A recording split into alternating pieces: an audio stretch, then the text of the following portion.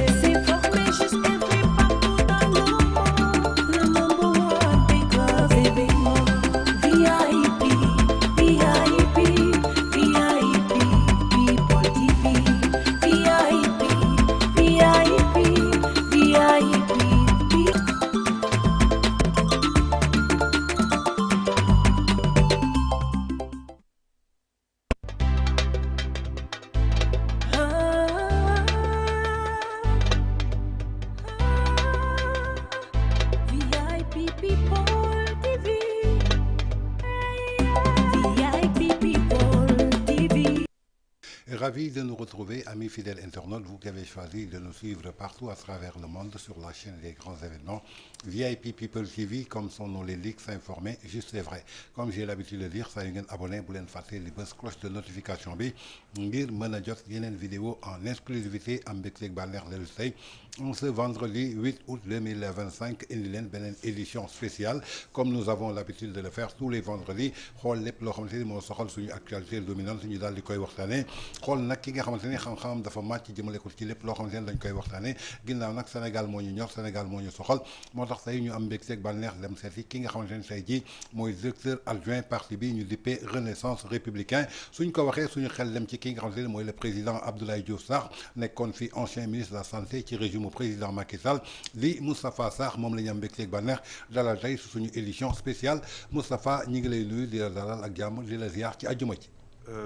Merci beaucoup DG Tange maa ngi lay nuyu maa ngi lay fay nuyoo aussi di la nuyoo di la transmettre aussi nuyoo le président Abdoulaye Diouf Sarr di am mbégte trop di ñëw ci ce plateau di la manifester aussi suñu contentement ci liggéey bi nga xamante ni nii yaa ngi koy def pour que sénégalais yi di mën a jariñu si dëgg comme ni ma ko waxee sànq aussi di profiter si turu parti bi aussi si turu le président Abdoulaye Diouf Sarr di ndokkalewaat rek suñu mbokku murid yi ñi nga xamante ni ñi ngi si weeru safar bi te di nekk si waajaayu màggal gi nga xamante ni jege na lool di leen dolli di ñaanal rek yàlla dolli xéewal ji teg ñëpp si yoonu jàmm ñu dem màggal ko si jàmm dellu si waat si jàmm di massawu aussi suñu mbokk waa Touba yi nga xamante ni jamono yi ñu ngi ci xat-xatu ndox mi di ñaan yàlla mu dolli saafara ngir màggal gi mën a jàll si jàmm.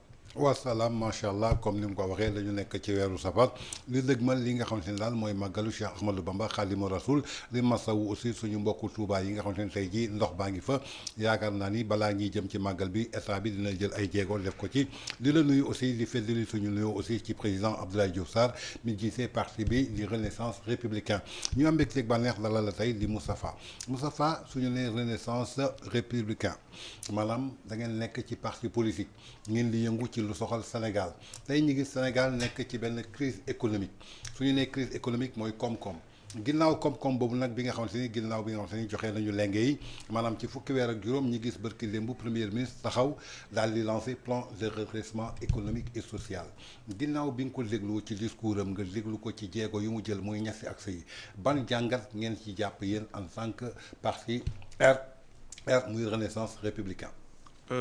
Merci beaucoup Tange comme ni nga ko waxee d'abord man au niveau du parti ñun dañu jàpp ne dafa am démarche tappale bu nekk ci doxalinu nguur gi parce que déjà bu ñu bëggee gëmloo ne crise économique dafa am Sénégal dañu war a indil d'abord les tenants et les aboutissants lii wane ne lii moom moo wundu crise bi lii moom moo ko jur fii ak fii la crise bi toll ñun au sein de notre parti dafa am lu ñu gëm te di ko doxal derrière le président Abdoulaye Diouf Sarr mooy un état de droit pour un développement endogène sur des socles de valeurs suñu waxee état de droit nag procédure mu ngi ci suñu waxee état de droit respect à la citoyenneté mu ngi ci suñ nekk waxee état de droit ak yeneen i facteurs yoo xamante ne nii ñu ngi ci biir waxoon nañu ko daañ ci dellu si waat di ko waxaat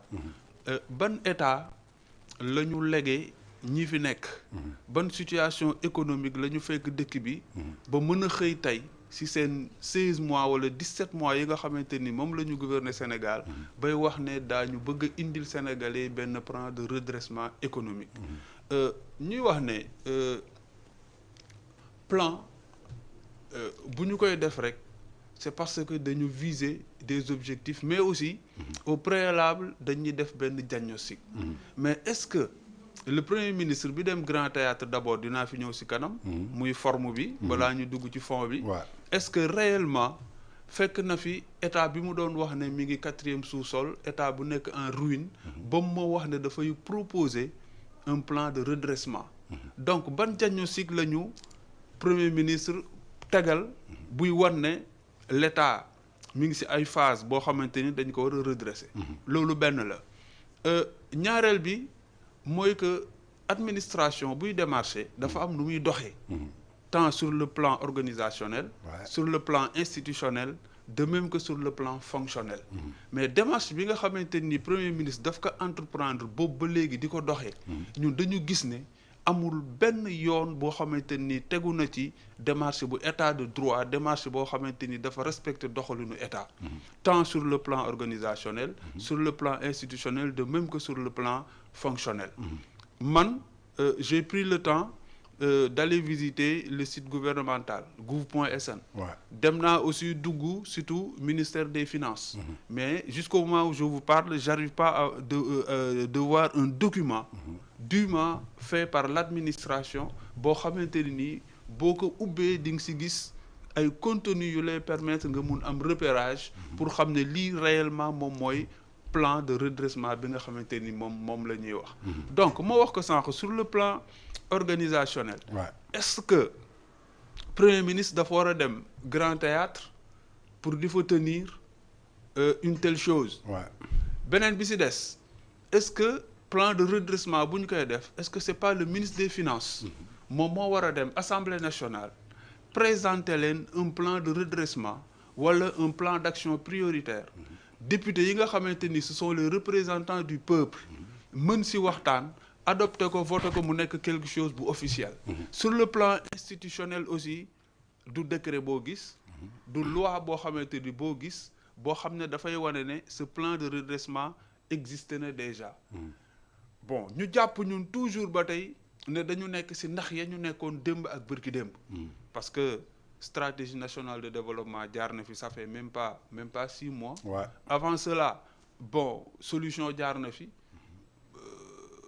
xawma seen projet yi dafa dem ba benn instant yow mënatoo xam ban repère ngay am pour xam ce gouvernement là fan la ñu jëmee Sénégal parce que li may faral di wax souvent ñi ngi nekk toujours dans du tâtonnement institutionnel et que tâtonnement institutionnel boobu li ko indi yëpp mooy l'absence de la vérité gis nga dès le départ suñu ñëwoon ñu gëmloo Sénégalais yi ne lii mooy dëgg weesuwul nga ñëw fekk fii le plan Sénégal émergent mu doon dox nit ñi di si liggéey processus bi am lu mu jur ba fi ñu toll nga fekk fi un plan d'action prioritaire 3 2024 2028 et au moment où je vous parle certitude là am bu ma wóor ne soo demee au ministère des finances tu trouves là-bas des fonctionnaires qui sont gênés tu trouves là-bas des hauts cadres de l'administration qui ne sont pas à l'aise parce que institutionnellement légalement ñoom ñi ngi liggéey ak le PAP 3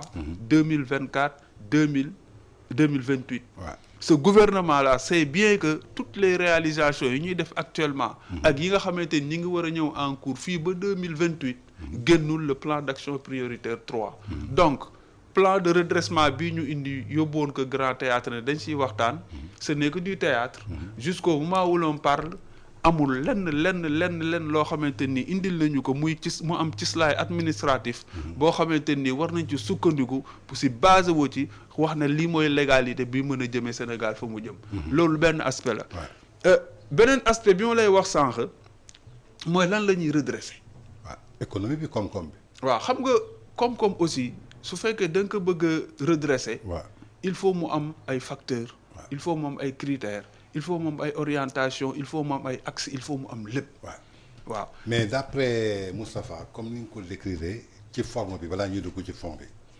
ban intérêt le chef du gouvernement en tant que premier ministre wala jàkkaarloog Sénégalais yi indexé lépp luy fay loo xamante ni tey jii mën naa ne ce président parti di Abdoulaye Diouf Sarr am na ci part de responsabilité parce que suñu nee bilan comptable ancien régime Abdoulaye Diouf Sarr fa lañ ko xamee woon kon tey su taxawee ne la ngeen ruiner le pays ñu ngi fekk réew mi en 4e sous-sol donc am ngeen ci part de responsabilité donc ban intérêt le premier ministre war a taxaw jàkkaarloog askan bi wax li nga xamante ni dafa safaanoog dëgg ci forme bi d'abord. waaw mais parce que moom dafa nekk toujours dans sa stratégie de manipulation institutionnelle. même ba nga egg ci pouvoir. non mais da ngay yor pouvoir di manipuler. ah c'est grave ça. da ngay yor pouvoir war a gérer di manipuler xam nga dafa am ay problèmes yoo xamante ne ni ce régime là dañu ko am. dañu ko am ak la vérité d'abord. dañu ko am ak la reconnaissance. gis nga ak la vérité mooy dès le départ su fekkoon ne ñëw waxtaan nañu ak sénégalais yi wax ne dans le cadre de la transformation structurelle de l'économie du Sénégal. am na lu fi le régime sortant def.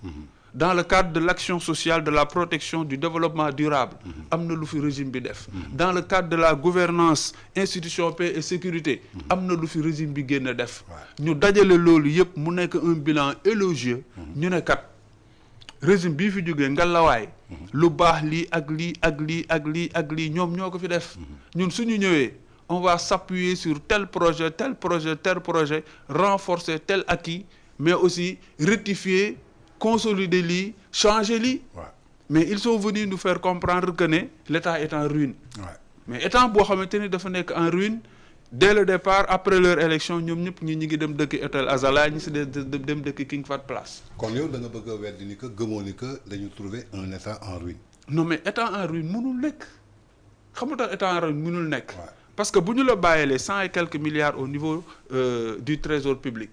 ñu 178 milliards. Merci beaucoup ñu bàyyi la su ma la rappeler tuuti rek de 1957 à 2007 le Sénégal ne comptait que cinq universités. 1957. 57 ba 2007. Le Sénégal ne comptait que 5 universités. C'est vrai. Hein? Lorsque Macky Sall est venu yàlla dimbali ñu am Abdoulaye Diouf Sarr mu nekk le directeur des centres et œuvres universitaires de Dakar. Ouais. En même temps ñu dénk ko les structures régionales yoo xamante ni dafa doon def coordination. Aujourd'hui Sénégal dañuy wax ESP. ISEP. Aujourd'hui Sénégal dañuy wax école de l'aviation civile. Ouais. Aujourd'hui Sénégal dañuy wax université Amadou Mahtar Mbow. Wow. Sénégal aussi dañuy wax université numérique. Aujourd'hui Sénégal dañuy wax les cours préparatoires aux grandes écoles. Effectivement. ah ak yeneen yoo xamante ni nii sous l'œuvre de Abdoulaye Diouf Sarr mu dem bàyyi ko fa ñeneen continuer fa ñu quitté 5 universités nekk presque ci ay dizaines d'universités. Dans le domaine de la santé. Ouais. idem on avait des hôpitaux. avec ndimbalu Abdoulaye Diouf Sarr bi muy nekk ministre de la santé. ñu am 4 hôpitaux yoo xamante ni niveau 4 la. ah ab dolli ci yeneen chantier yoo xamante ni ñi ngi nii di nekk en cours mais ñi fi nekk nañu àggali loolu. sans compter maintenant ce qui a suivi en termes d'équipement en termes de réfection et cetera et cetera. mu nekk boo demee Daara Jolof mu nekk Daaru Musti mu nekk à Matam nga dem Saint-Louis et cetera dans le domaine de la santé. li ma doon wax sànq dans le domaine de l'éducation dans le domaine des infrastructures waxatuñu ko. parce que Sénégal ku nekk xam na ne actuellement on a le transport multimodal. air terre mer lépp ngi dox. Vrai ou faux? Ça c'est vrai. waaw pour nga dem Ziguinchor. C'est factuel quoi du ma ne c'est vrai, c'est factuel. C'est factuel da ngay teg sa loxo Tange. Voilà. da ngay le transport multimodal au Sénégal da ngay teg sa loxo. Ouais. L'éducation au Sénégal li ñu toppatooy enseignants yi. Du préscolaire au niveau académique li ñu fi def mu nekk bilan bu positif. Dans le domaine de la santé mu positif. Dans le domaine des infrastructures routières. mu positif tout ce qui est autopont autoroute à péage et cetera et cetera. Dans le domaine de la gouvernance actuellement ñi nekk ci toog ci régime bi damay dégg ñuy wax ne dañu bëgg a ngoyal xaw ma nan la ko olof di waxee sakkanal le budget de fonctionnement de l'État. Mais kan moo leen tabaxal des sphères ministérielles. L'ancien régime. ah kan moo fexe ba ñu wàññi l'argent qui servait des logements conventionnés. kan moo fexe ba actuellement dans des départements da nga fay fekk des sphères administratives. Je prends le cas de Kaffrine. loolu c'est factuel. kan moo fexe ba presque département boo dem actuellement tu trouves là-bas un palais de justice boo xamante ni dafay abriter le tribunal d'instance. loolu aussi c'est factuel. et cetera. Sans compter maintenant les leviers sociaux yoo xamante ni ñoom trouvé nañ ko fii sur place au contraire ñoom dañoo ñëw xiifal askan wi. parce que boo jëlee troisième axe bi nga xamante ni ñoom Abdoulaye Diouf Sarr ñi ngi ko fi bàyyi muy paix et sécurité. mais dafa amoon Sénégal dafa amoon RNU registre national unique. boo xamante ni on avait recensé les ménages les plus vulnérables du pays. di leen jox des bourses de sécurité. familiale di leen ko dimbale. lorsque ce régime est arrivé dañu ko dindi. boobu ba léegi nit ñaa ngi toog actuellement boo demee à l'intérieur du pays nit ñi ngi soxla des vivres de soudure mënuñu ko am. mais alors que auparavant da nga doon toog nga jékki-jékki sa téléphone sonné tu as reçu tes 35 000 francs ci sutura. nga dem faj sa soxla si sutura école tijji nga dem yóbbu say doom parce que fiso yooyu bi ko l'ancien régime di teg ce n'était pas pour lutter contre la pauvreté tout simplement. parce que mënoo lutter contre la pauvreté ne da ngay jox nit ku lu mu dundee déedéet. mais c'était des voies d'accompagnement pour permettre à ces parents-là d'accompagner leurs enfants à l'école. ñu dem di jàngi ñooñu dans 5 ans 10 ans ils deviendront des cadres wala des fonctionnaires wala ils vont intégrer le milieu privé pour que famille bi mën a génn ci pauvreté c'était bien réfléchi. projet yooyu yëpp mënoo jël yëpp nga ñël lépp nga bloqué li nga fi fekk ci infrastructure nga ne baaxul alors que yaa ngi koy utiliser et cetera ñu bëgg ñu gëmloo maintenant que tant que ne. Sénégal c'est un état bu nekk en ruine dañ ko bëgg defaraat c'est de la tromperie. est-ce que blocage bi c'était pas normal parce que reddition des comptes bépp état bu bees su ñëwee foog mu jéem saytuwaat ñi fi nekkoon lu ñu def ndax baax na est-ce que blocage boobu ci loolu la ñu sukkandiku pour xool yéen li ngeen def. amul blocage. su ma la waxee ma ne la. si vous prenez le problème des mines. ITIE. Initiative pour la transparence des industries extractives. ku fa dugal Sénégal c'est pas le président Macky Sall. moo fa dugal Sénégal. Si vous allez dans les ministères dans chaque ministère il y a un inspecteur buy contrôler le ministère. loolu kan moo ko def. le président Macky c'est Sall. pas Macky Sall. Ouais. Qui a renforcé la Cour des comptes en contrôleur. C'est pas le président Macky Sall. Ouais. Kan moo réformé l'OFNAC. C'était pas le président Macky Sall. Donc Macky Sall, il faut nit ñi reconnaître que dans le cadre de la transparence et de la bonne gestion reddition des comptes et cetera dafa am lu mu si liggéey. D'accord. loolu noonu mu si liggéey mi ngi fii sur place. Au contraire ñoom nag actuellement yaa ngi leen di gis ñu ngi convoqué l'Assemblée nationale. pour bëgg a dugal benn loi boo xam ne dañu bëgg a changer l'OFNAC. pour dàq Serigne Bassirou Gueye pour l'intérêt d'une seule personne qui est le Premier ministre. Ouais. lu ko neex rek la ñuy seet ñoom ils ne cherchent pas la bonne marche des institutions ñoom ils ne cherchent pas la stabilité du pays ñoom ils ne cherchent pas la paix sociale mais lépp lu leen intéressé mooy lu neex benn nit. Alors que ñun au niveau de la renaissance républicaine nous incarnons l'état de droit. D'accord. Avec le président Abdoulaye Diouf Sarr nous voulons restaurer les valeurs républicaines qui vont permettre à ce pays d'être toujours un pays stable boo xamante ni on va aller vers le développement. D'accord dañuy dugg ba tey ci forme bi génnoon ci fond bi d'abord. ñu ngi woon ci forme bi maanaam redressement économique et social. ñi gis ci biir axe yoo xamante ni ñu bëri ràññee nañ ko ci li ci ëpp lu ñu gis maanaam dafa mel ni dafa sukkandiku ci wàllu finance. maanaam tey ku ne redressement économique war nañu gis koom-koom. ku ne redressement social war nañu gis wàllu li nga xamante ni mooy social. wax nga ko léegi dañu demoon ba ubbi ay brèches. ci les couches ñoo xamante ni ñoo gën a vulnérable. ci li nga xamante ni ñi ngi leen ko doon dimbale pour accompagner seen doom ñi jëm jàngi. pour accompagner na ñi am lu ñu jëndee jiw mën ko bay suñu góobee am lu mu leen jëriñ. ñi gis ci ñoom gisuñu dara loo xamante ni nuru na koom-koom lu nur social donte noonu lañ ko tuddee mais dañu soxla jël ci askan bi xaalis 5600 milliards la ñu soxla pour ñu mën a redresser économie bi. avec une patience de 2 ans et demi. alors que ci 15 mois décaissé nañu presque 8200 milliards. jëlee ko ci ay emprunts obligataires ci ay bor dugal ko ci réew mi mënuñu redresser économie. est-ce que yow tu trouves que avec 5600 milliards fii ak 2 ans ñoom mën nañu résolver la situation. Déjà on a perdu une année. Ouais. parce que ñoom dañ ne 2025. Ouais. 2028. Ouais. Déjà l'année 2025 Et presque écoulé. jeex na ba Ouais. pare. ñu ne 5000 et quelques milliards lañ soxla. soo koy étaler sur 3 ans c'est presque 1800 milliards chaque Par année. année. Mais su ma la waxee demal nga xool si surtout direction générale des impôts et domaines. Ouais. soo fa duggee en 2024. Ouais. Ils ont recouvré en brut presque 1300 milliards En brut. en brut. Ok. Recette brute. Ouais. 1300 milliards. Ouais. waaw mais 1300 milliards boo ko defee différence bi ak 1800 milliards yi c'est presque une différence de 500 milliards. de 500 milliards. Ouais. Donc dañoo nekk ci ay tappale dañoo nekk ci ay naxaate c'est que dañoo nekk ci discours populiste ak un discours manipulateur boo xamante ni dafa jiitu seen wax instant bi ñu ñëw gestion étatique dap leen ñu bëgg a xool naka la ñuy rectifier le tir xam nga FMI mi ngi taxaw di xaar Ouais.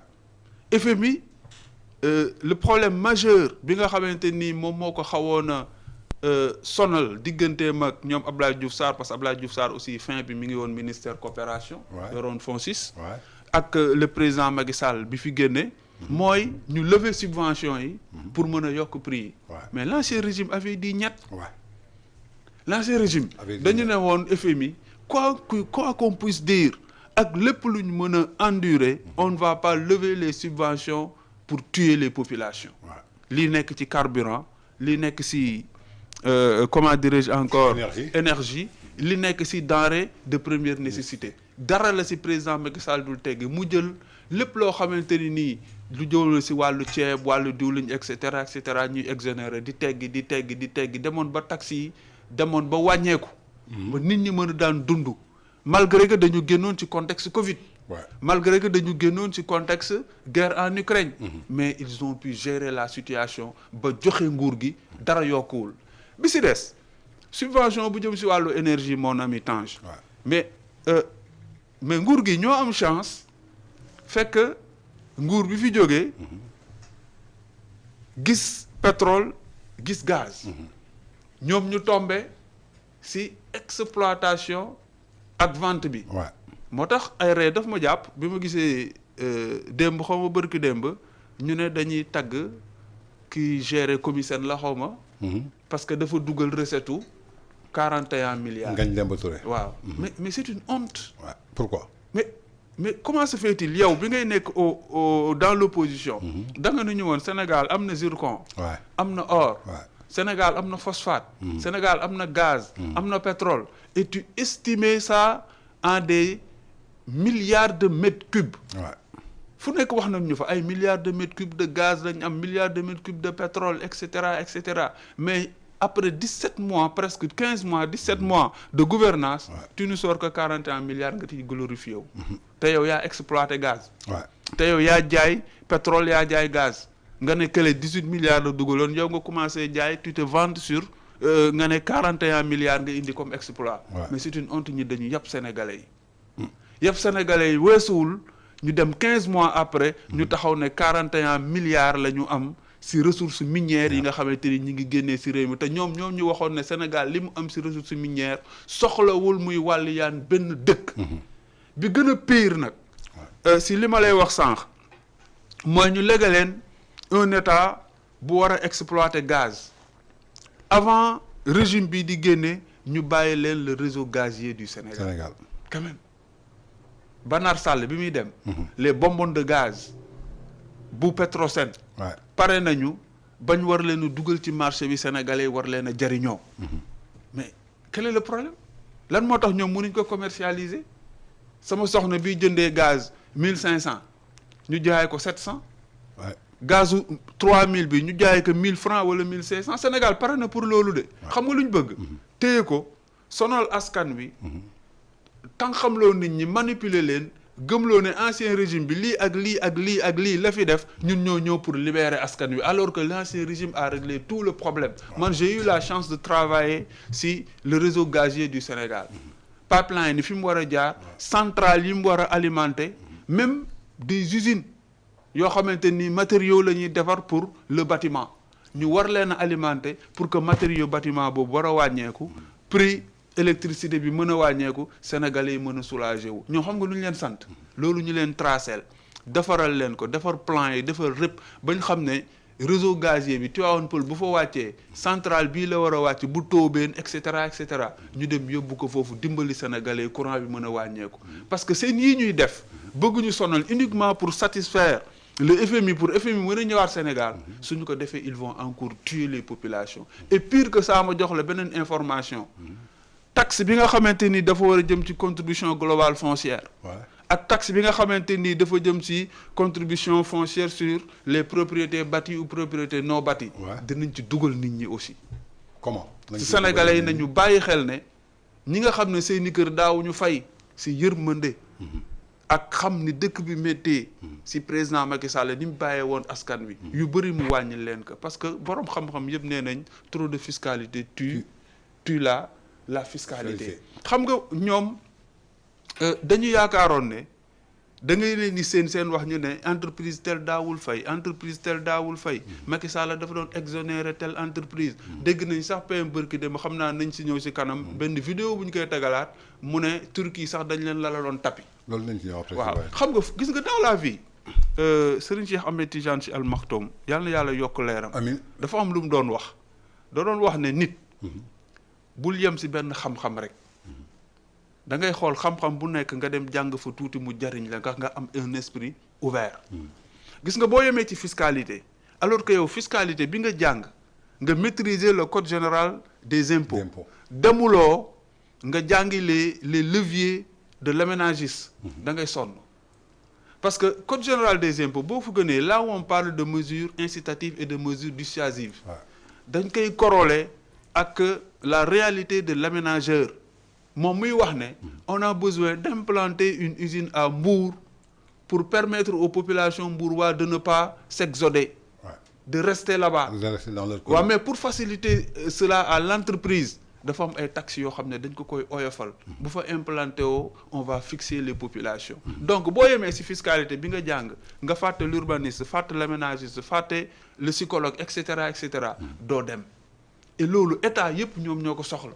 moo tax état di teg des fois des mesures incitatives pour xëcc entrepreneurs yi ñu ñëw investisseurs yi ñëw implanter seen ay usines à l'intérieur du pays ñu am lu ñu leen oyofal mais loolu ñu leen oyofal en termes de fiscalité tu gagnes ça socialement. ok parce que si tu boo jëlee benn entreprise je donne un exemple. boo xamante ni war na fay 50 millions de fiscalité. nga ne ko à la place des 50 millions tu me recrutes 20 Sénégalais. chaque Sénégalais tu vas lui payer 200 000 voire 250 000. alors que ce Sénégalais qui reçoit 250 000 par mois doit au moins alimenter 5 encore autres Sénégalais. chaîne de valeur la. c'est ça l'intelligence économique.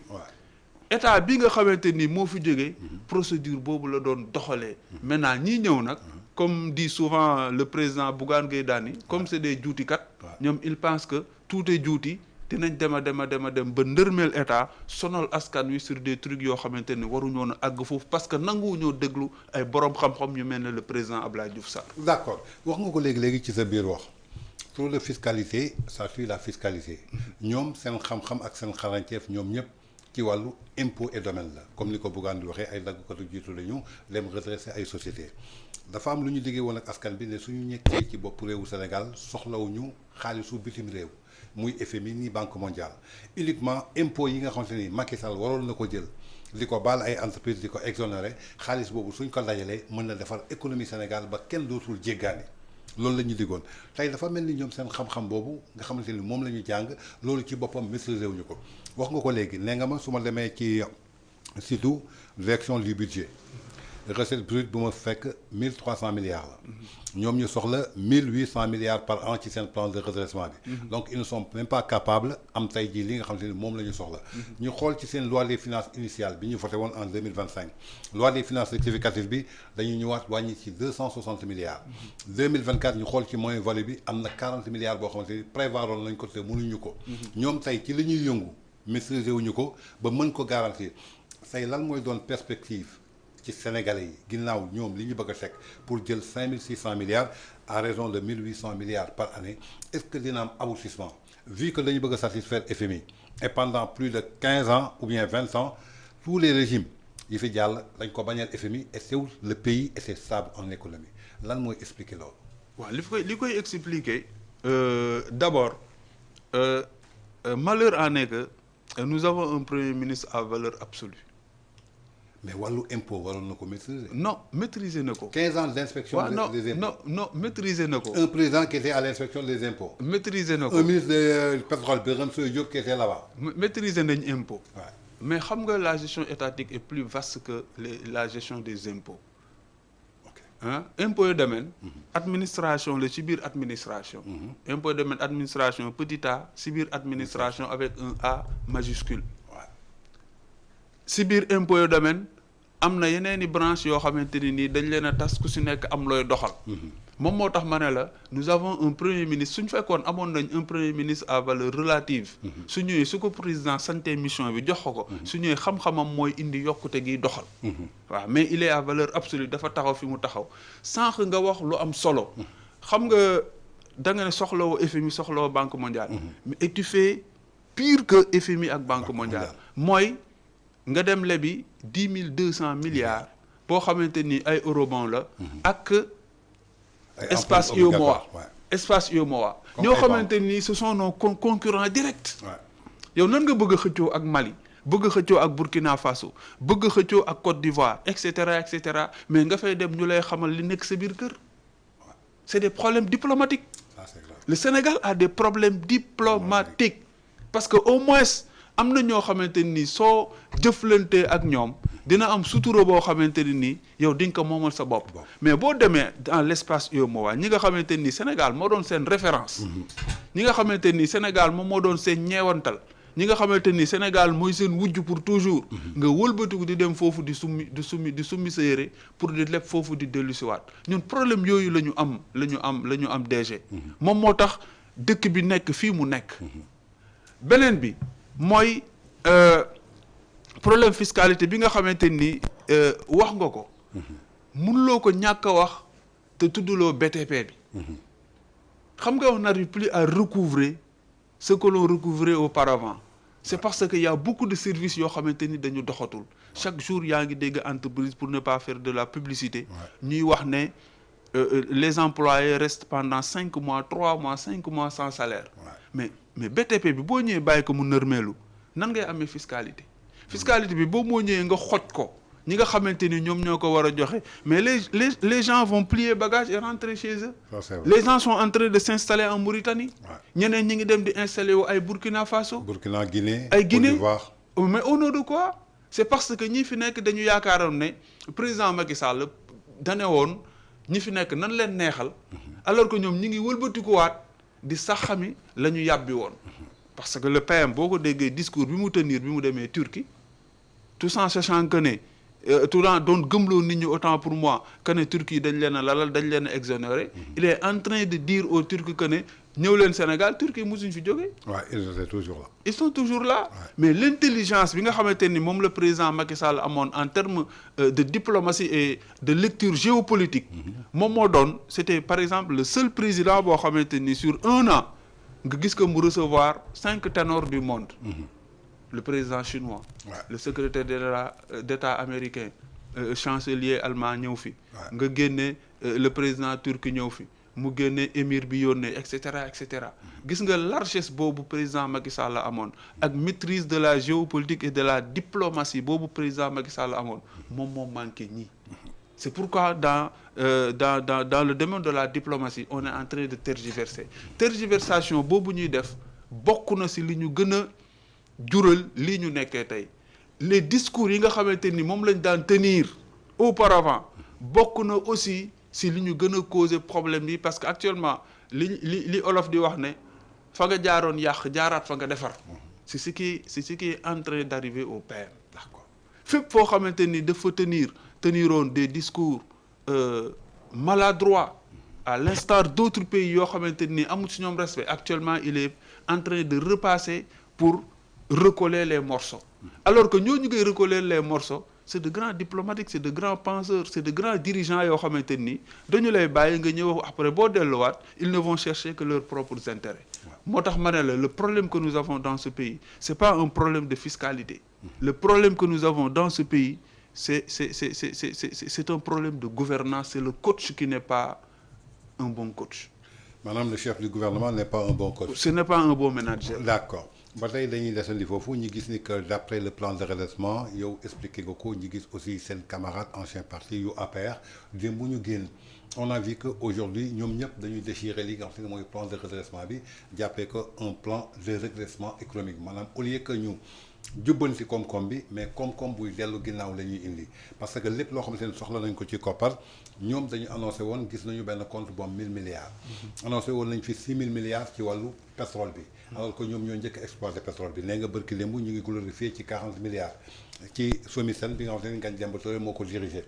tey wax nga sànq les couches vulnérables pourquoi l'opposition yéen ñëpp ngeen jóg bëgg a attaqué wu ci plan de redressement bi est-ce que tey su dee Sénégal moo leen ñor du question uniquement parti pris est-ce que mun leen woon xool axe yu baax yi ngeen ànd ci ak ñoom gunge leen pour que ñu redresser l'économie.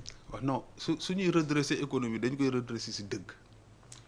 waaw mais yéen am ngeen compétence am ngeen xam-xam wax nga ko fi sànq jëmale ko tey ci sa président parti di Abdoulaye Diouf Sarr li mu def tey jii ci ay jéego teg ko ci wàllu santé teg ko ci wàllu université yi tey yaakaar naa ni kooku au minimum am na expérience statistique. est-ce que tey mun leen boole seen doole en tant que renouveau républicain renaissance républicain ngeen xool ñoom yan actes ñoo doxul ngeen toog waxtaan ak ñoom ngeen xool ni que voie bi suñ ko jëlee mën na yóbbu Sénégal ci kanam. waaw mais loolu président de la république moom moo koy woote. mais demoon ngeen dialogue ba bërki. non mais dem nañ dialogue waxtaan nañ ci dialogue déjà yaa ngi gis ne rapport dialogue bii ñëw rek. opposition yi mi ngi retrouver waat wax na yaat ces points yoo xamante ni gis nañ ko ci rapport final bi alors que ni ñu ko waxee woon du noonu man j'ai pas encore lu le rapport en tant que tel moo tax bugguma ci xuus mais gis nañ opposition bi ñu commencé di fustiger li ci am.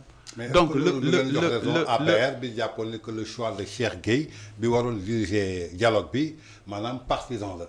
est-ce que waxtaanu leen foofu ba pare moom mu dem xool li ko arrangé mu jox ko président de la République. bon peut-être vous avez une part de responsabilité non du part de responsabilité parce que aussi ñun parti politique lañ. boo xamante ni le président Abdoulaye Diouf Sarr dañu am autonomie. am suñu gis-gis. si wàllu ni ñuy doxalee ji réew mi. ñu jàpp ne lii nga xamante ni moom moo nekk si réew mi actuellement. il faut ñu delluwaat. ci yeneen i taxawaay. il faut ñu bàyyiwaat ŋàññante bi il faut ñu delluwaat si l'esprit républicain en tant que tel. te gis nga esprit républicain boobu pour ñu mën ci àggaat. dara mënuñu si yóbbu tant que yeewuñu sénégalais yi. gis nga discours yi ñu nekk di ko dund c'est parce que les Sénégalais ne sont pas du tout éveillés sur les véritables rouages de l'administration et de la gestion étatique te loolu politiciens yu bëri dañu koy bañ en commençant par ñu bëri ñoo xamante ni ñi ngi nekk ci pouvoir bi donc dañuy dem ak stratégie manipulation xam nga démb maa ngi dégg le camarade Pape Malick Ndour mu leen di sax taquiner mu ngi wax ne vous avez besoin de 5 000 milliards pour les 3 ans. am ngeen 8 000 yoo xamante ni nii mi ngi taxawaalu mën ngeen ko jëli. 6 000 yi 1000 milliards 29 milliards Mame Mbaye Niang 94 milliards Mamour Diallo. et cetera. mais ñun en tant que républicain. dafa am loo xamante ni dañu ko gëm. muy le respect des institutions. moo tax ma ne la plan de redressement bii ñuy wax lan moo ko wundu. est-ce que réellement am na.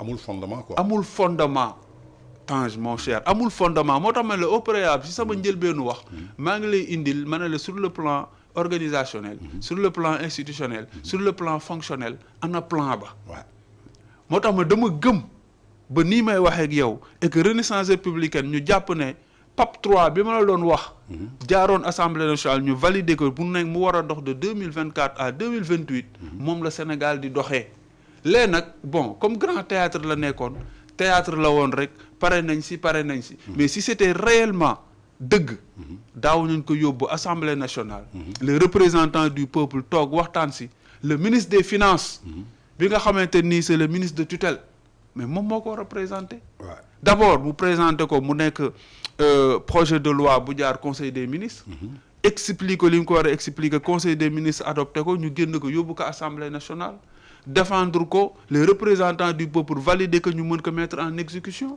wala du noonu gis nga plan de redressement dafa jóge ci milieu entreprise yi soo gisee plan bu nekk rek dafa am origine plan de redressement c'est vrai que léegi état yi dañu koy jël di koy utiliser mais la plupart du temps entreprise ñoom ñoo doon faral di ko def ba léegi état yi jël ko soo jëlee par exemple le plan stratégique soldats yi ñoo ko doon faral di ko def léegi administration jël ko aussi di ko adopté mais ban état la ñuy doxalee ñun Sénégal c'est que il faut que nit ñi xam ne nous avons un état unitaire état unitaire bi ñu am dafa am ce qu'on appelle une fonction publique fermée la fonction publique sénégalaise n'est pas ouverte c'est une fonction publique fermée moo tax am na yoo xam ne de boo ko fi bëggee doxal tu vas poser problème aux agents de l'administration mënoon nañ ma wax nag dañu am un plan de redressement fiscal bu doon plan de redressement fiscal parce que lii ñu fi présenté yëpp on a besoin de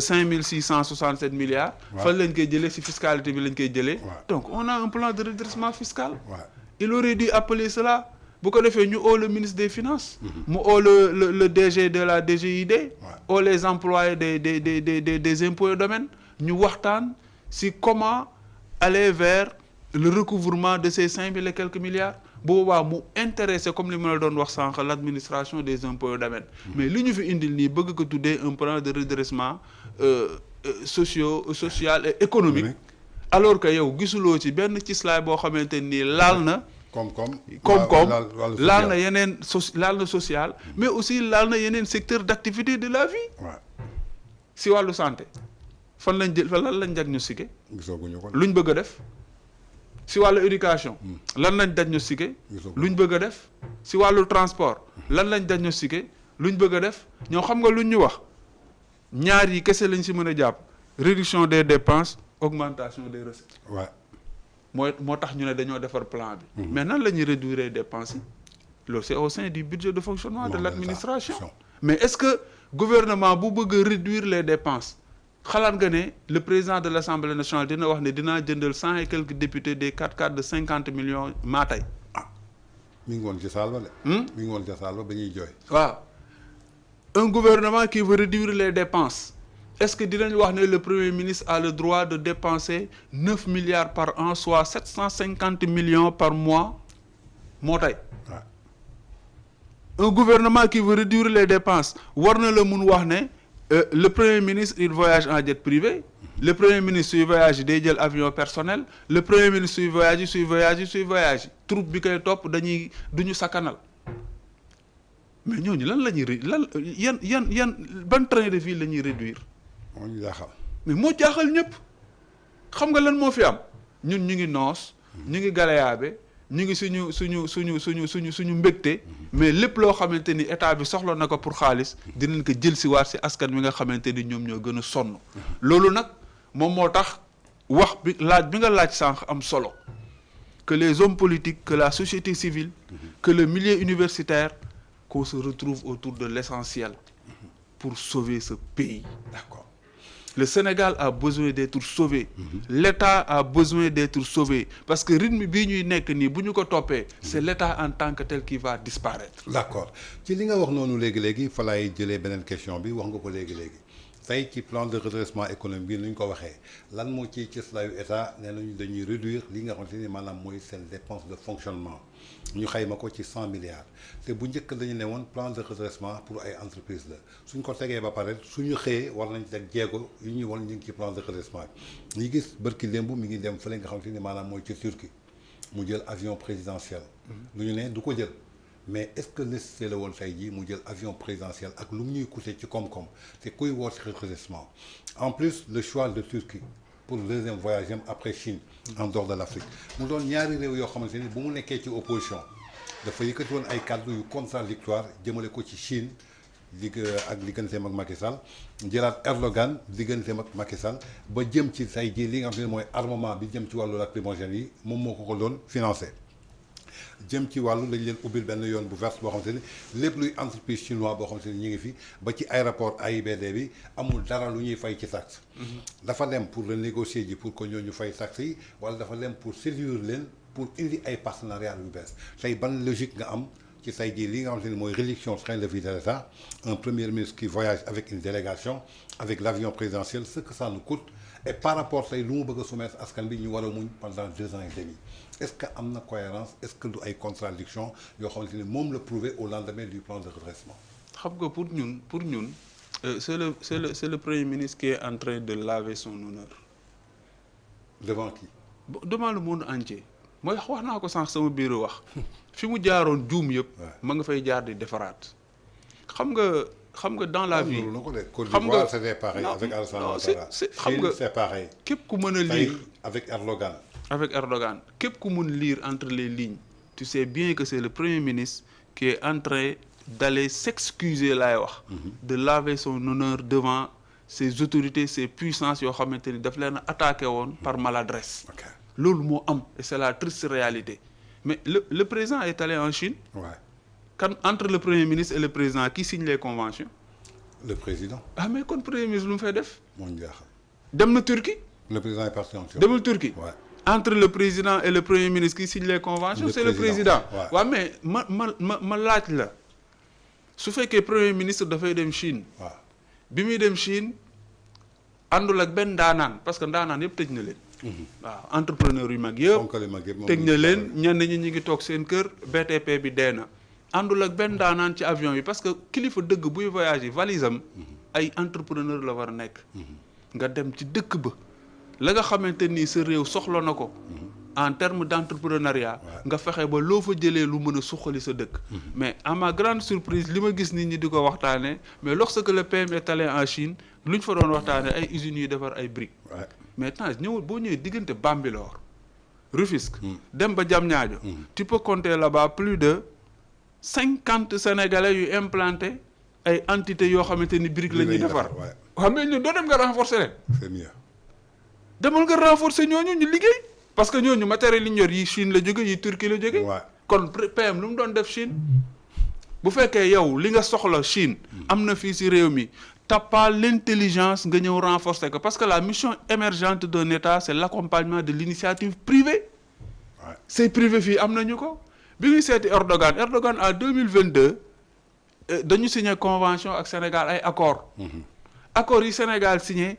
ak Turquie ñëpp xam nañ ni Turquie daf di réew moo xamante nii koom-koomam mi ngi nekk ci industrie manufacturée mi ngi nekk ci service mi ngi nekk ci agriculture mi ngi nekk ci tourisme mais ñi fi jógee ñoom président Abdoulaye Diouf Sarr qu'est-ce qu'ils n'ont pas fait pour l'agriculture mécanisation de l'agriculture ci président Macky Sall la ko ñëpp xamee avant que le président Macky Sall ne quitte le Sénégal était le pays le plus industrialisé d'Afrique de l'Ouest, 7e en Afrique. ku bëgg demal nga xool boo tapé nga xool les informations, le pays le plus industrialisé d'Afrique de l'Ouest c'est le Sénégal. En Afrique on était 7e.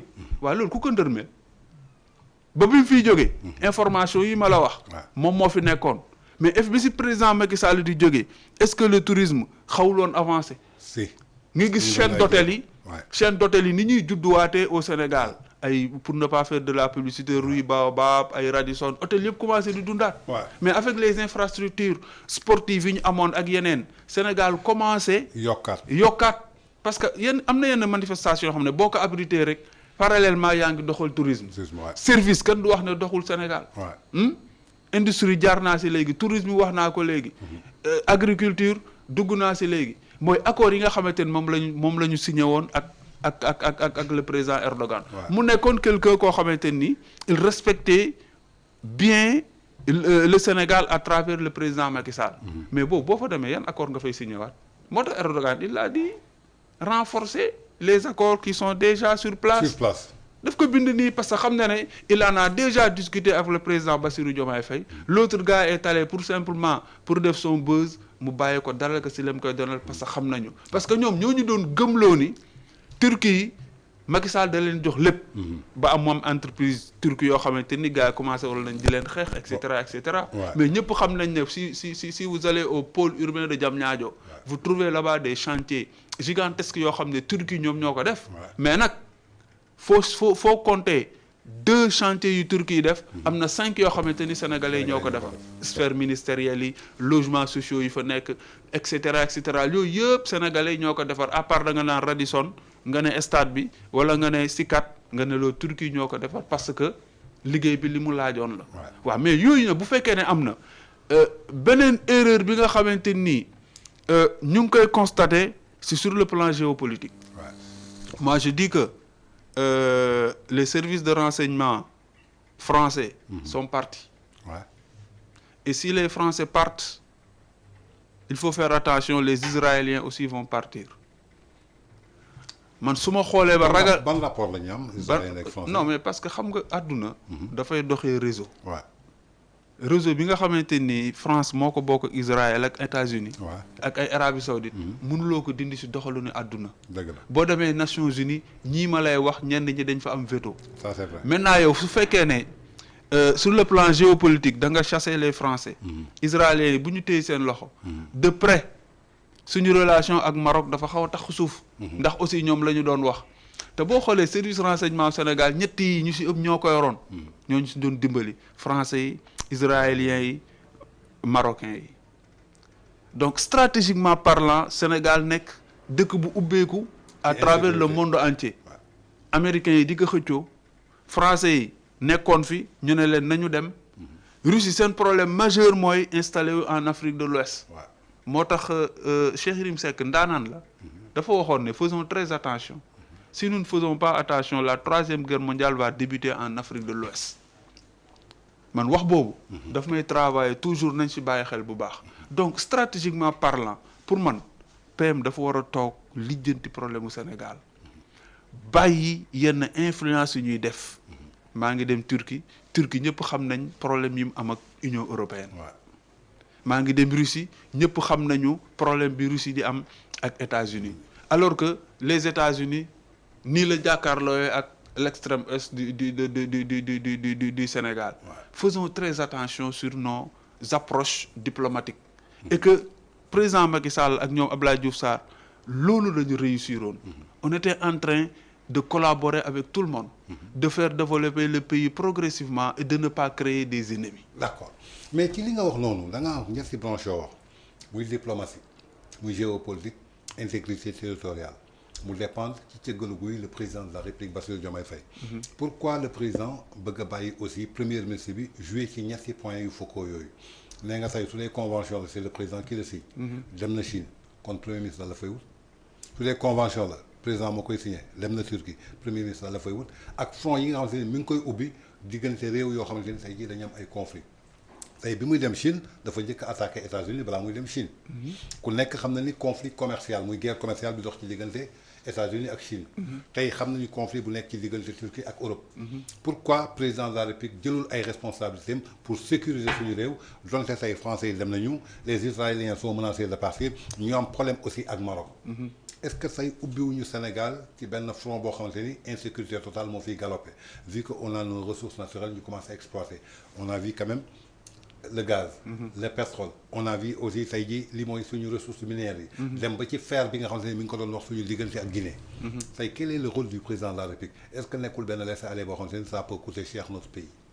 waaw loolu moom aussi bon ñu ngi siy interpeller directement le président de la République parce que aussi c'est l'institution suprême. waaw. moom la ñu dénk réew mi moom moo yor cëggal guy gii doxal réew mi moom c'est le premier responsable si lépp loo xamante ni mun na arriver Sénégal donc président de la République boobu nag muy son excellence le président Bassirou Diomaye Faye bi nga xamante ni moom mooy signer les conventions moom mooy signer les traités internationaux moom mi nga xamante ni moom la Sénégal jox soo bi pour mu koy doxal fépp fu mu ko mën a doxalee donc moom la ñuy interpeller à ce que mu dimbali ñu populisme bi nga xamante ni moom la nit ñi nekkee ci dëkk bi caaxaan yi nga xamante ni moom la nit ñi nekkee ci dëkk bi voyage yi nga xamante ni c'est des va-et-vient qui nous coûtent absolument cher mais au retour mënuñ ci am dara moom il doit siffler la fin de la récréation siffler la fin de la récréation moom mooy mu jouir de ses droits siffler la fin de la récréation mooy prérogative yi nga xamante ni constitution bi moom la ko jox te moom kese mu indi ci fiiraange bi nga xamante ni war na ko fi indi pour doxal réew mi parce que gis nañu parallèlement des gens di wax un président légal ak un président légitime loolu c'est des discours dangereux te ñi koy def ils le font d'une manière express ñoo ko tey parce que liñ si wundu ak population bi ñu si bëgg a nax ak li nga xamante ni moom moo nekk si gannaaw ces discours moi je dis que c'est le président de la République le garant des institutions c'est le président de la République le chef suprême de l'armée ce président de la République à qui on a confié ce pays pour un quinquennat moom il doit reprendre ses responsabilités parce que c'est lui le président de la République de tous les Sénégalais que ça soit moi vous ak keneen ku mën a nekk Sénégal benn président la am légitimement c'est son excellence le président Bassirou Diomaye Faye mais de là nag bon c'est l'institution suprême mais nag comme li ma la wax sànq sama njëlbeenu wax que ça soit la Renaissance républicaine que ça soit les autres entités politiques de l'opposition c'est le Sénégal qui doit se lever parce que lii ñuy bàyyi muy raam ñuy am des échecs diplomatiques lii ñu bàyyi ñuy raam sur le plan géopolitique nit ñi wax ñi ngi dund insécurité lii ñu bàyyi muy raam sur le plan économique mu ñuy rattraper nit ñi di gën sonn moi je dis que chacun doit prendre ses responsabilités pour faire face d'accord et faire face nag waxuñu ñoom fi ñuy woo non faire face mooy clarifier la lanterne des Sénégalais comme ñun Renaissance républicaine ni ñu koy defee fexe ba Sénégalais yi yeewu fexe ba Sénégalais yi xam ne violence bi ñu doon woo décennies yi passé du loolu mooy doxal réew mi mais nit ñi yeewu ubbi seeni bët xam ne où se trouve la réalité ñu doxal réalité boobu lépp loo xamante ni ay caaxaan la te di bloquer réew mi ñu jóge si te dem ci farata gi. d'accord ba tey dañuy desandi ci li nga xamante ni moo xew fan yi ñu gis ko muy assemblée nationale bi ñu convoqué le 18. sànq yaa ngi koy wax ci sa biir wax nga ne dañu bëgg a réformer li nga xamante ni maanaam mooy OFNAC au détriment de faire plaisir à une seule personne qui est l'actuel premier ministre ñu gis ni aussi ñu lancé ci li nga xamante ni mooy protection jëmale ko ci ay lanceurs d'alerte tey li nga xamante ni c'était prévu au mois de septembre ban précipitation ak ban urgence moo am jamono ji pour que ñu mën a réunir assemblée nationale pour mën a teg li nga xamante ni mooy OFNAC est-ce que amul ay répression yoo xamante ni ñu ngi koy waajal d'autant plus que tey suñu réformer OFNAC pour jëlee fi Bassirou Gueye est-ce que tey Cour suprême dina nanguwaat dogal boobu parce que gis nañu bi ñu ñëwee ba tey bépp loi boo xamante ni dugal nañ ko Cour suprême da koy dàq dañuy dem ci loi d'interprétation ci wàllu amnistie bi gis nañu barki démb seen beneen loi bi nga xamante ni dugaloon nañ ko jëmale ko ci convoquer magistrats yi devant l'Assemblée nationale ñu gis nañu barki démb benn décret bu ministre de la santé signé pour changer ki nga xamante ni mooy hôpitalu Talibou Dabo pour remplacer ko décret présidentiel bi nga xamante ni Macky Sall moo ko fa bàyyi woon ñu daal di koy dàq gis nañu SOGEPA li jëm ci décret bi ñu jëloon encore pour logement yi nekk Faysal Cour suprême daal di koy dàq est-ce que say un état normal un état sérieux war nga encadrer wu ay cadre ba nga xamante ni lépp loo jëre Cour suprême da koy fekk est-ce que suñ demee ba ci biir ñoom lu ñu mbébét yëpp am seen ay nit yoo xamante ni ñoom lañ fay fekk est-ce que ce sera avantageux pour les Sénégalais. waaw mais xam nga même loolu plus particulièrement yéen ñi nekk ci opposition bi. xam nga loolu lan moo koy indi. moo tax ma lay wax sànq sama biir wax. levons-nous pour sauver l'État. waaw gis nga état bu fi nekkul rek. lan moo fi nekk anarchie. anarchie waay. te anarchie bu fi nekkee rek ku nekk di nga jóg fajal sa bopp te bu boobaa. mais est-ce que anarchie bi commencé wul. non yàgg na. parce que li nga gis Guy Marius Sagna posté ko. quand il nous dit que vous devez encore souffrir parce qu'à la place du président légitime vous avez choisi de bloquer sa candidature il s'adresse au peuple sénégalais. yàgg na. c'est pas les institutions qui vont souffrir. yàgg na. waaw xam nga gis nga bu ñu defaatee tuuti benn feedback ci gannaaw. gis nga bi ñu waxee PM dafa war a dem defi déclaration de politique générale. mu def erreur yi mu def.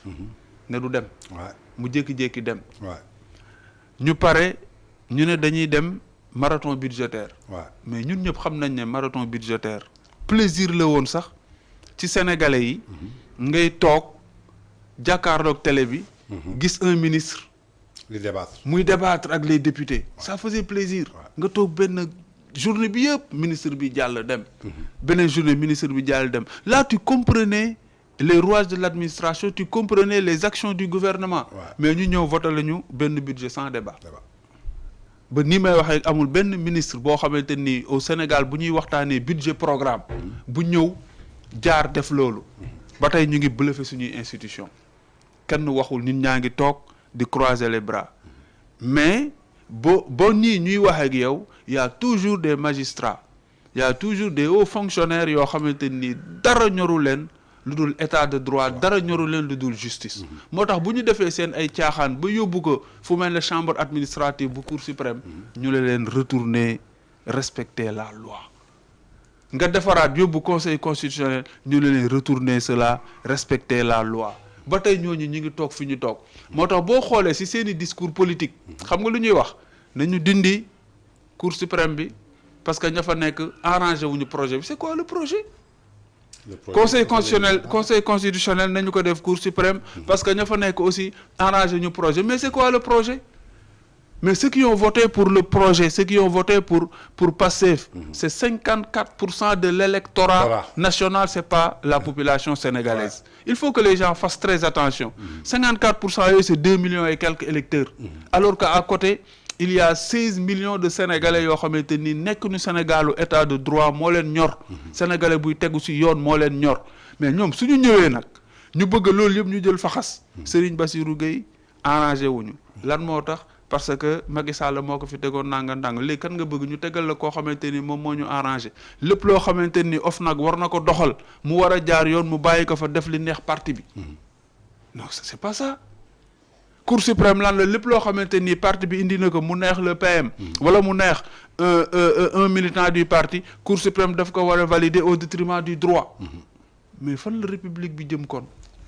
moo ñu jaaxal. waaw mais Tange loolu moo tax ma ne la. ñoom li ñu bëgg. muy parti état ñun du loolu la ñu gëm parce que ñun état bu souverain état boo xamante ni nii c'est un état responsable état bi ñu gëm mooy état boo xam ne dañ ko sous-tendre sur des valeurs républicaines dans le respect des institutions ñun état boobu la ñu gëm au niveau de la renaissance républicaine ak le président Abdoulaye Diouf Sarr loolu la ñuy combattre loolu la ñuy xeex moom moo tax du ñu nangu benn yoon démarche yi nga xamante ni gars ñu ngi koy bëgg a def patamee assemblée nationale pour dugal loi ñu voté ko mais ngal la magistrat yi nga xamante ni dese nañ leen as néew. te ñoom du projet moo leen fi bàyyi mais république du Sénégal moo leen fi bàyyi. yàlla leen yàlla gën a sàmm ba lépp loo xamante ni indil nañu leen ko parce que ñun ba léegi ñi nga am si ñooñu confiance. ba tey ñi ngi gëm ne le Sénégal compte des fonctionnaires yoo xam ne.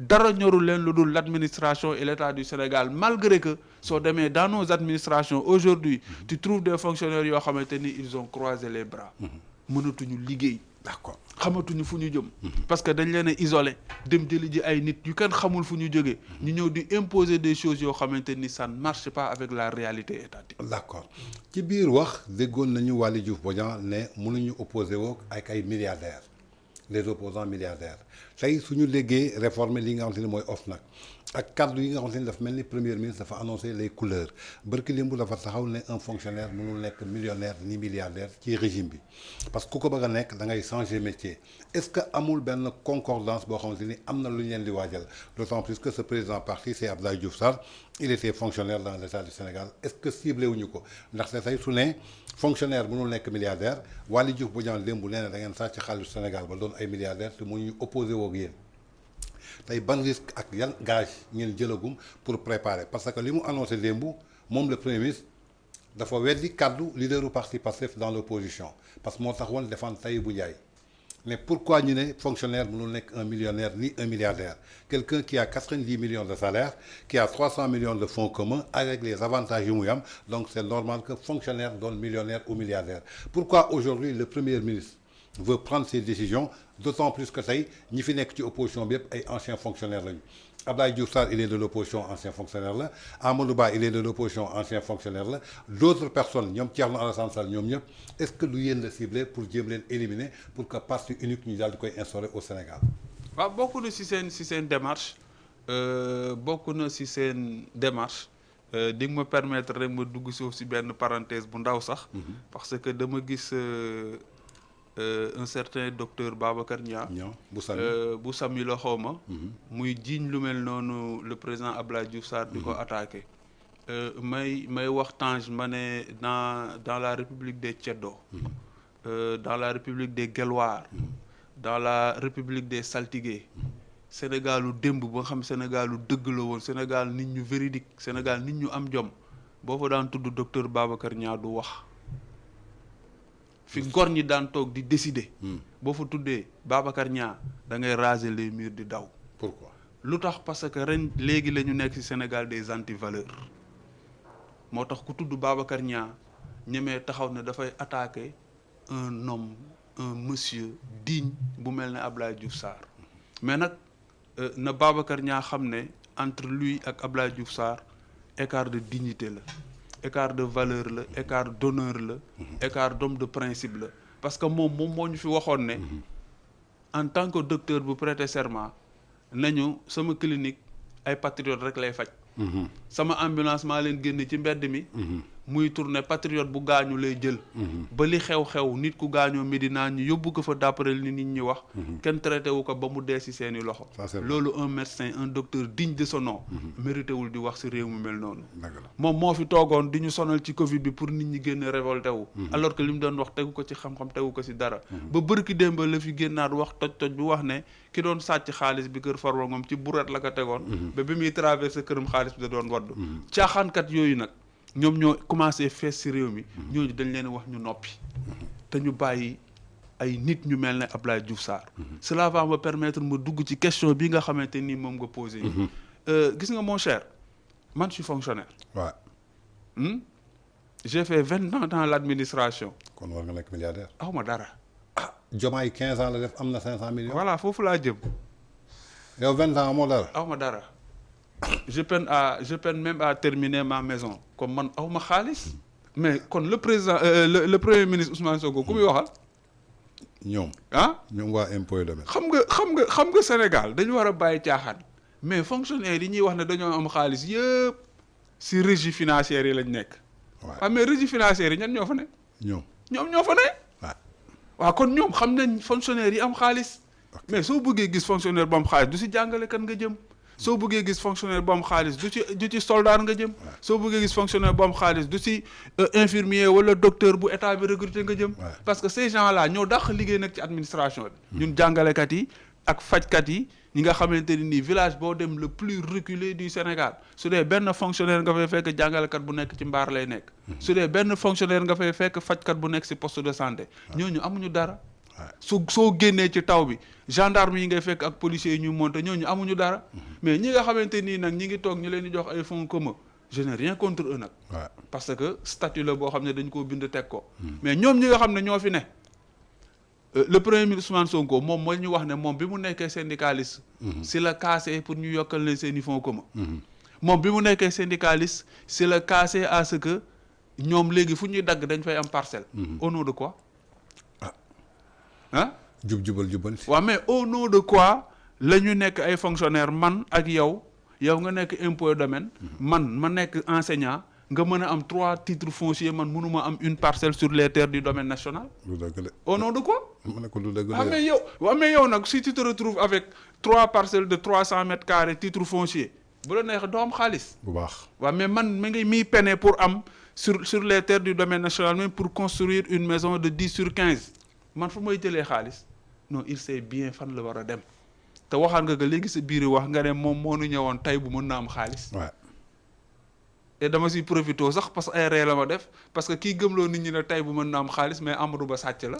te alors que Amadou Ba moo nekkoon. patron wu Taïbu entre ñoom amoon na beneen hiérarchie bi doxoon seen diggante. jiitu ko fa aussi ca nañu bàyyi fo.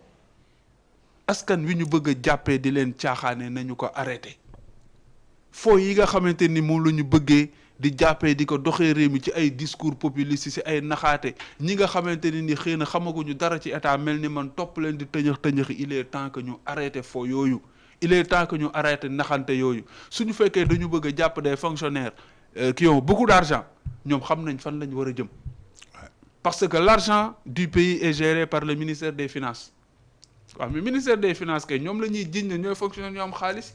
mais ñu nekk pêche ñu nekk éducation ñu nekk aménagement du territoire ñu nekk urbanisme. ñu nekk agriculture ñu nekk élevage. c'est de simples fonctionnaires qui n'ont rien qui ne roulent même pas ak ay oto. amuñu dara chaque jour da nga leen di gis ci Ndiaga Ndiaye amuñu indemnité amuñu fonds commun ils n'ont rien. mais est-ce que bëgguñu wax Abdoulaye Diouf Sarr vu que tey mooy seen président parti fonds Covid yi dégg nga ñu ko doon wax ñu ngi ko ci doon tudd ginnaaw loolu gis nga Mansour Faye jàpp nañ ko ci Moustapha Diop jàpp nañ ko ci Sophie Gladima pareil Ndeye Saly Dieng Diop jàpp nañ leen nee na ko barki démb am na dossiers yu desoon balaa ñu koy ubbi si la ñu woote dialogue moo tax ngeen dem participer ci dialogue bi. xam nga dañu ne xam nga ci plan national bu passé dégg nga mu wax. xam nga wax naa la jamono ji ñu waroon convoqué ñeneen ñi si lañ leen noonu la ñu xaar ba dialogue bi passé. waaw xam nga wax naa la sànq. ma ne la nekkul foofu li leen ciblé foofu. mais xam nga wax naa la sànq ma ne la nous sommes malheureusement dans une république des anti-valeurs. mais su fekkoon ne valeur la ñuy wër. le président Abdoulaye Diouf Sarr mënul génn ci Covid bi en tant que ministre. de la santé. ñu nommé ko meilleur gestionnaire. ci Covid bi. kooku waruñ ko plébiscité. bu baax ba jox ko ay raaya. kooku waruñ ko jël def ko référence suñ xëyee di ko jàngale ci télé bi ñu ne kii bi Covid nekkee Sénégal nit ñi di dee ci adduna bi. adduna bi yëpp bi ñu dajee dañ ne kii c'est le meilleur ministre de la santé. kooku mérité wul honneur. dëgg-dëgg. ñu indi rapport amul fenn fu rapport bi di waxee ne ministère de la santé erreur tel def na ko lu dul ay structures sanitaires. parce que en matière de gestion publique aussi. dafa am ay ordonnateurs directs ak ay ordonnateurs indirects. en matière de gestion aussi dafa am ay comptable direct ay comptable de fait. comptable de fait yooyu nag am na ñu ci def ay erreurs yoo xamante ni sax taxu ko bari. mais c'est pas la structure ministérielle en tant que telle ay services déconcentrés la woon. amul benn rapport bu mën a épingler le président Abdoulaye Diouf Sarr ñuy wax ne dañuy bëgg a di créer seen ay wax saa la même ñi nga tudd. ku ci nekk rek xam nañ lan moo ko bàyyi ci prison ba mu nekk. parce que le PM en personne avait dit diw Mansour Faye fii ñëpp vidéo bi ñëpp ñu ngi koy gis. l'autre là nu mu tuddati. Farba Ngom Moustapha Diop. et cetera mais c'est des gens ak kii yoo xamante ni daf leen menacé. menacé na leen jàpp nañ leen ñi ngi leen ñuy tëj yóbbu leen ay instructions ay 6 mois ak yooyu sans pour autant que génne des preuves yu wane ne ñii def nañu nangam loolu ay caaxaan la. réew mi nañu ko bàyyi mu dox. xam nga lu tax ñuy bàyyi réew mi mu dox. tout ce que le PM avait dit suñu xamee ne lii mu waxoon nii mënul nekk. on ne peut pas mobiliser une administration on ne peut pas mobiliser une justice coûte que coûte pour lui donner raison alors que raison amu fa. c'est ça le danger de ce pays. bëgg que ne coûte que coûte PM li mu waxoon lépp dañ ko war a dëggal. par force nañu ko dëggal mais fu ñuy jaar ba dëggal ko toroxal ay doomu aadama sonal ay gor sosal leen indil leen loo xamante ni dara jaadu si bloqué. le fonctionnement économique de ce pays nit ñi mënatuñu doxi seen activité waaw xanaa nit sax boo ko jàppee nga ne da nga ko jiiñ mën a léegi maa ngi cautionné nangam nga bàyyi ma dem doxi samay activité nga bàyyi ko. xaalis bi ñu consigné soo demee ba nga gis ne lii ñu consigné justice wane na ne sàcc na ko nga nangu ko mais justice bu demee ba wane ne gisuñu si moom dara nga jël xaalis bi ñu consigné woon delloo ko parce que consignation n'est pas paiement. ñu bëri dañuy juwaada da ngay dem sax ci waxtaan ak des fois des militants du parti au pouvoir ñu naan la gars yi fay nañ ils ne savent même pas que caution boobu lan mooy lan maa ngi fiy bàyyi xaalis bi dem liggéeyi sama liggéey ngeen xool li ngeen di xool su ngeen gisee justice épinglé na ma jàpp na ma def li ma war a def bu dee jàpp ma ngeen delloo ma sama xaalis ma continuer ñi fi nekk ñëpp looloo fa am. d'accord suñu jógee foofu dañuy ñëw ci seen parti Renaissance républicain dirigé par Abdoulaye Diouf Sarr bokkoon ci seen APR lan moo tax ngeen jékki-jékki génn seen APR après la défaite en 2024 pour que ngeen créer seen parti bopp muy seen mouvement lan mooy seen jiixi jaax APR ndaxte si sa biir démarche yéen ak APR dafa mel ni yéen a bokk conviction fi ngeen jëm par face à ces tenants du pouvoir. C'est toujours la République. Boo xoolee pourquoi ñu tudd Renaissance républicaine. Ouais.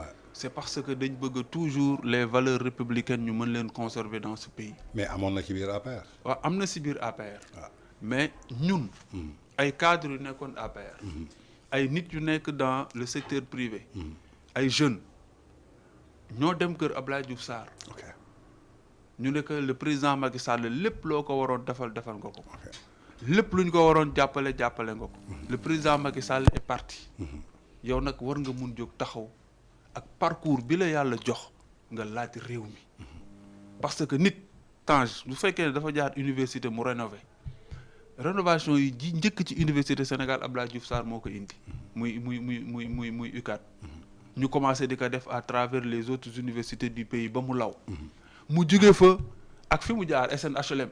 résultat yi mu fa bàyyi auparavant mairie de Dakar résultat yi mu fa bàyyi chambre de commerce résultat yi mu fa bàyyi nekk ministère de la décentralisation bokk ci acteur clé yi nga xamante ni ñoom ñoo tëgg acte 3 de la décentralisation bi nga xamante ni tey résultat yi ñu am au niveau des collectivités territoriales moom ci la bokk mu jaar ministère du tourisme def fa encore des résultats jeexalee ministère de la santé bii nga xamante ni nii wax naa ko waxaat que c'est un ministère tellement problématique mu def fa 5 ans record la un ministre qui fait 5 ans au ministère de la santé yombul nga di ko gis peut-être à part ki ko Eva Marie Coll Seck bi nga xamante ni nii femme de sérail la woon Abdoulaye Diouf Sarr a su gérer le ministère de la santé sur le plan infrastructural mu def fa la mu fa def gestion mu def fa la mu fa def gestion du personnel mu def fa la mu fa def ñëw jeexalee FONSIS coopération kenn du ko jàngal coopération aussi parce que c'est un économiste. Ouais. mais ku mel noonu nag su melee ni mu mel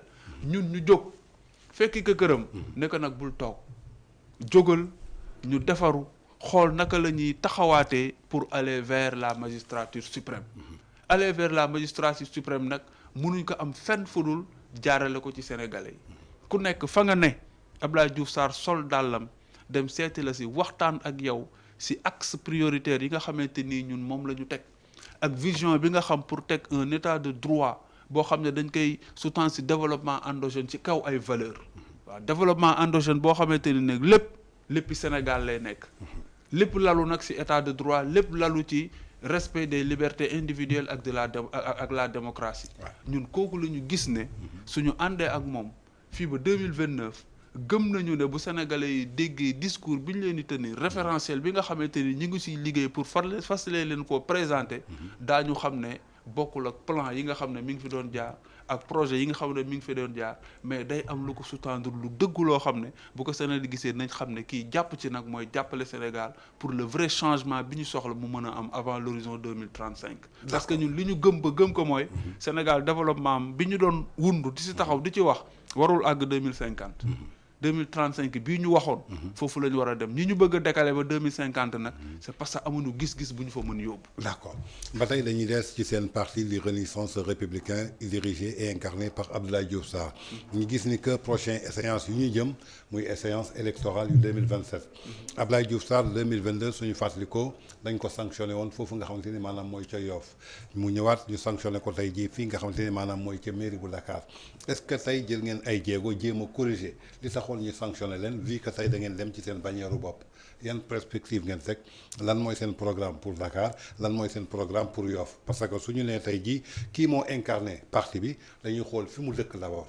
waaw loolu c'est la politique territoriale. Ouais. Et que je pense bien que am na d'autres collègues camarades du parti yoo xamante ni nii Yoff la ñu dëkk. mais yaay directeur adjoint la. waaw man maay directeur adjoint de l'école du parti.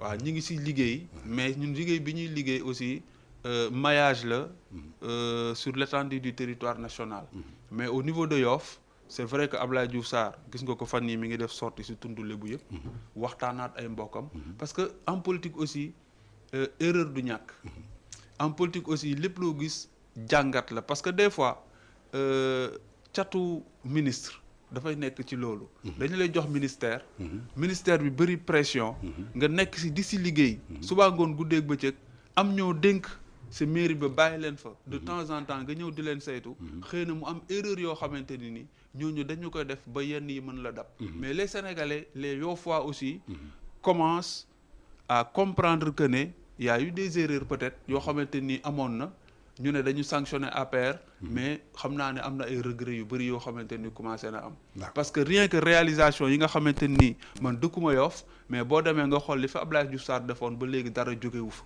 waaw maintenant nag am na benn ngelawu yeewu askan wi wu fi jaar c'est vrai il faut nit ñi reconnaître ko des maires yoo xamante ni ils ont été élus à hauteur de 25% ay 30% et lépp li ko waraloon aussi ñun nous sommes fautifs APR waaw parce que période bi président Macky Sall doon wax unissez vos forces dem leen diw laa jiital diw mi ma jiital ànd leen ak moom y a des gens du parti y a des messieurs du parti yoo xamante ni ils ont pensé créer seen liste parallèle di xeex yenn responsables yi ba mu aboutir à ce que nga dem dans beaucoup de communes yoo xamante ni y a que des maires par accident et que ces maires par accident gis nga boobu ba léegi puusuñu ñu si bëri paasuñu moo tax ma ne la population yi yu bëree ñi ngi regretter mais ñun suñu créneau bi ñu nekkaat si mooy notre objectif premier mooy de faire en sorte que la Renaissance républicaine participe aux élections territoriales waaw ñi ngi def suñu maillage au niveau national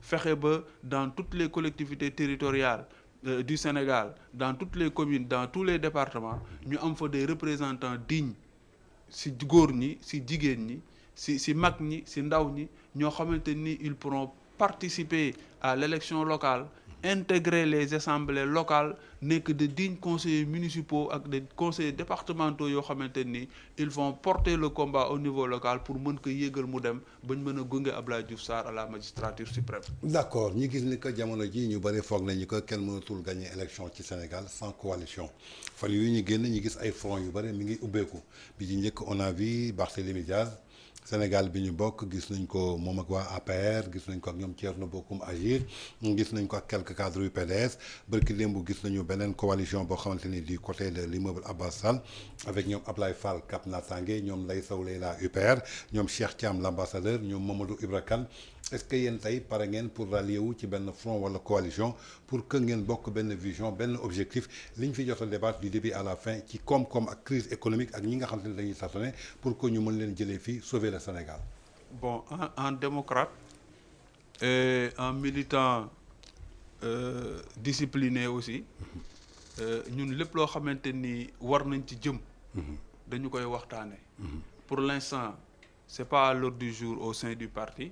comme li ma la wax ce qui est à l'ordre du jour te mu gën a taxaw moom mooy waxtaan ci les orientations du parti. waxtaan sur le référentiel du parti. tëgg li ñu war a tëgg taxawal ko dem présenter ko Sénégalais yi. maintenant si biir loolu nag si la ñu Sénégalais yi di waxee ne. ñu nit lii la ñu gis. ñu xool par rapport ak ñun. gis-gis bu ñu am ak gis-gisu Sénégalais yi. ñu xool fan la ñu jëm suba ndax. C'est l'heure des grands rassemblements ndax on doit aller en solitaire et cetera et cetera mais nag si suñu xalaat bu gàtt rek xam nañ ne actuellement moom en politique c'est l'heure des grands rassemblements waaw mais nag aussi nit su fekkee ne da nga war a dem ci rassemblement en politique war nga dem ci rassemblement boo xamante ni ña fa nekk yéen a bokk conviction ya fa nekk yéen a bokk gis-gis ya fa nekk yéen a bokk doxalin ña fa nekk aussi bu ngeen àndee si li ngeen gëm xëy na réew mi dina changer donc li fi nekk ñun ñu ngi koy rafetlu vraiment ñu ngi féliciter front yi nga xamante ni yëpp boo tënkee seen bëgg-bëgg ñëpp ça tourne autour de la république te ñun aussi république moo nu ñor valeur républicaine moom la ñuy sauvegarder moom la ñuy préserver moom la ñuy xeex pour mu avancer mais lépp loo xamante ni war nañ ko jël rek c'est des décisions yoo xam ne dinañu ko jël derrière le président Abdoulaye Diouf Sarr et bés bu ñu ko waree génne dinañu ko génne sénégalais xam ne lii la ñu leen indil ak fii lañ bëgg a jëm ñi ñu war a àndal ñu ànd ak ñoom ñu bu ñu waree dem ak suñu bopp aussi ñu xam ne dañu war a dem ak suñu bopp mais comme li nga wax dara lalu ko lu dul njariñu Sénégal dara lalu ko lu dul li jëmale Sénégal kanam. d'accord kon yaakaar naa ni li ñu cëree la woon ci waxtu jeex na su dee am na laaj boo xamante ni bëggoon nga ñu laaj la ko jëmale ko ci renaissance républicain te laaju ñu la ko ñu bàyyi la nga lancé ko ci benn message boo xamante ni moom ngay tëjee waxtaan bi. waaw po di la remercier bu baax di magnifier encore une fois de plus liggéey bi nga xamante ni yaa ngi koy def vraiment ñu koy suivre de près si yeete waaw si dimbali askan wi ci dëgg waaw parce que lii ngeen nekk di ko def nii dimbali askan wi la ci dëgg te ñun li ñu gëm ba gëm ko mooy Sénégal tant que teguwuñ si dëgg duñu changer. lépp ci dëgg lay tegu lépp ci dëgg la war a tegu dëgg ci démarche dëgg ci wax dëgg ci action ñu bàyyi naxante bàyyi manipulation bàyyi victimisation li may jeexalee rek mooy di delluwaat di sant fi ma jóge muy Bambilor donc commune Bambilor laa dëkk commune Bambilor laa juddoo fa laa màggee nekk fa actuellement aussi conseiller municipal représenté fa aussi la renaissance républicaine di lancer un appel population Bambilor waa yëpp di leen wax ne jot na ñu ñëw retrouver wu autour de l'essentiel jot na ñu ñëw retrouver wu autour d'une dynamique locale ci gis-gis ci taxawaay ci xeex ci njëriñu askan wi et su ma waxee xeex ci njëriñu askan wi aussi sama xel dafay dem ci centre d'enfouissement bi nga xamante ni nii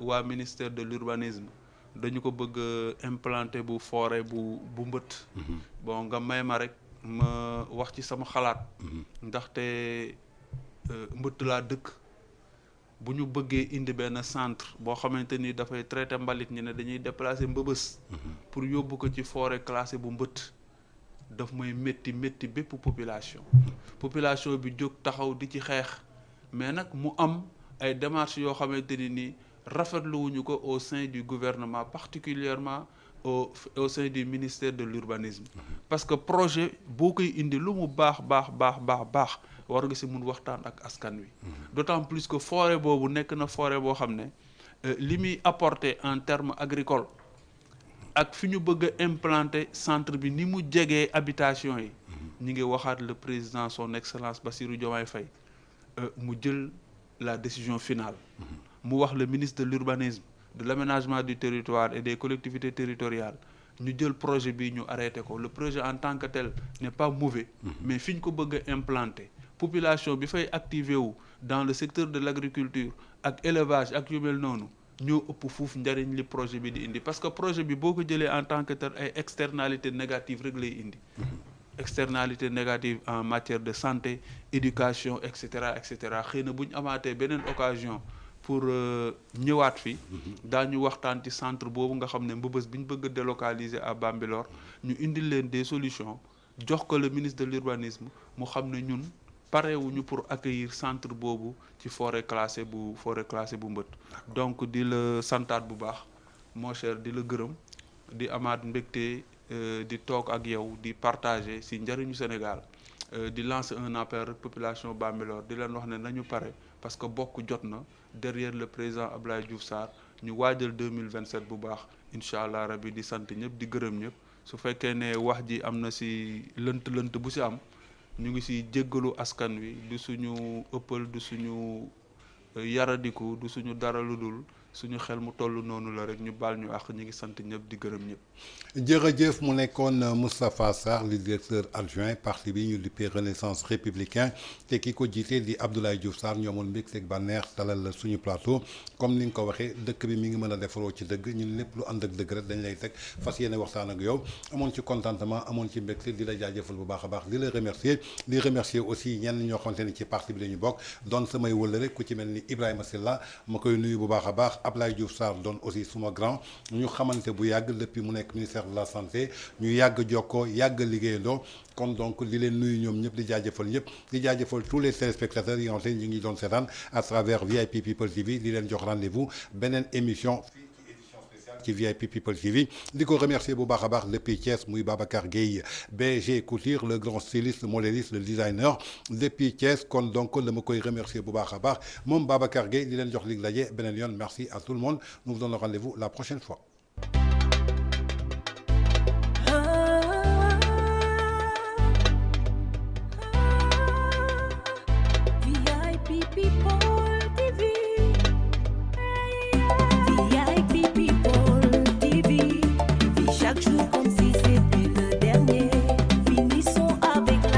mbégte kër gi mooy fësal bànneex ci biir néegu sëy waaw Vitamax double shot coffee nee na dëgër këcc te doo gaaw a daanu yow mi nga xamante ni da ngaa néew kàttan bëgg a renforcer li nga xamante ni maanaam mooy sa kàttan jëfandikool Vitamax double shot coffee muy ay produits 100% bio amul benn effet secondaire ñu daal di koy testé ci laboratoire yu gën a mag muy 100% bio boole kook ay mélange yoo xamante ni daf lay bàyyil toujours nga delluwaat ci sa ndaw ginnaaw loolu nag li nga xamante ni mooy double shot coffee énergie ñëw na tey pour feddali bànneex ci biir néegu sëy bi jël ko jëfandikoo ko jaar ci bio herbal coffee bi muy ay produits 100% naturel renforcer sa capacité nga dëgër këj te doo gaaw daanu renforcer sa capacité sexuelle guddi gi gudd lool dama ni dina neex lool lu ko waral nag bànneex rek nga ciy gis ku ko bëgg a defal sa commande léegi ci 77 751 59 59 ñu daal di koy livré muy ay produits yoo xamante ni da ngay jël sachet bi def ci ndox bu tàng doo ci boole suukar daal di koy naan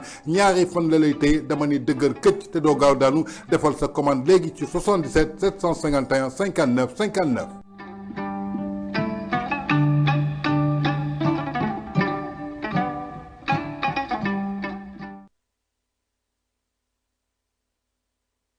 yéen a ko doon laaj egsi na waaw herbal plus Hypes élargissement tea muy curve méca plus tea di ay produits yoo xamante ni 100% naturel la amul benn effet secondaire yow mi bëgg a yokk say hanche yokk say fes mbaa yokk say ween dawal léegi jëfandikoo ko muy ay produits 100% bio loo xamante ne du la indil benn loraange ci sa wérgu yaram dootul dem benn yoon Tunisie di def fi ay chirurgie jëfandikool herbal plus Hypes muy élargissement ba noppi daal di lay rajeunir delloowaat la ci say 18 ans jëfandikoo ko nga daal di xam muy ay thé yoo xamante ni big buttock la Wider Hips Erase Cellulite mu doon ay éradicat yoo xamante ni street make la muy 100% bio mbaa nga jëfandikoo Ultimate Maca di ay comprimé yoo xamante ni da ngay xëy di naan ginnaaw loolu nga gis sa ndaw daal di gën a dellu soit say hanche daal di yokk sa ginnaaw daal di daan bëndang foo jaar ànd ak daaguwaale muy ay produits yoo xamante ni c'est 100% naturel yow mi xale bu jigéen bi jaratul benn yoon ngay dem chirurgie di wuti ay chirurgie di ko def ci sa yaram jëfandikool Max Trim muy 7500 mg di Ultimate Maca mbaa herbal plus Hypes di ay tii yoo xamante ni moom ngay naan pour que mu daal lay jox forme jox la teint jox la lépp loo xamante ni day nesal sa yaram defal sa commande léegi ci 77 836 04 48 77 836 04 48 foo mën a nekk ñu libéré la ko effet immédiat naanal léegi gis résultat yi ci saa si.